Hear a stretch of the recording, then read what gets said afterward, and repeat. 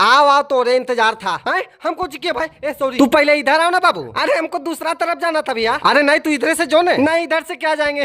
फिर तो हंसी आ रहा है जहिया जैसा। बिलैया रे बिलैया, खाए ले गेले मलैया, लग गेले सलैया, हो गेले करिया, हमर बिलैया, हमर बिलैया, हमर बिल। अरे बाप रे बाप, तो मजाक याद रखे वाला आदमी। निकल लो बगलियों की। कहाँ भाग रहा है रे कुकुर? जा रहे हैं घर। तोरा नियर से बहस नहीं करते हैं, हम अपना रास्ते बदल लेते हैं। बस बस यही खौफ चाहिए कि दुश्मन देख कर रास्ता बदल ले। अरे चुप रह रे, सकल बिलाए वाला बोली बाघ वाला।